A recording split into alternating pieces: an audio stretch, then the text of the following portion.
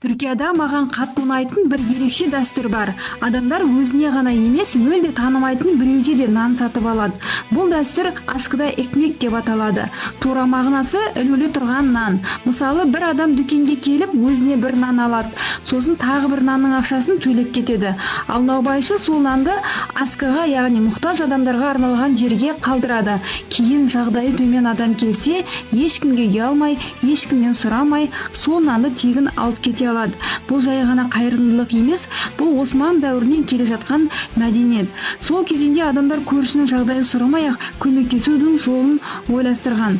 Бұл дәстүр әлі де осы күнге дейін жалғасып келе жатыр. Қазір Түркияда тек аскыда экмек, яғни нан ғана емес, көп жерлерде аскыда шәй, аскыда тамақ, аскыда кітап сияқты жерлер жазуларды көруге болады. Яғни бір адам алдын ала төлейді, ал мұқтаж адам кейін тегін пайдалана алады. Бұл ғасырлар бойы қалыптасқан түрік қоғамда қайырымдылық мәдениеті. Сондықтан Түркияда бір әдемі сөз бар: иелік гизлі олынша güzeldir. Яғни жақсылық жасырын болса, ең әдемі жақсылық осы.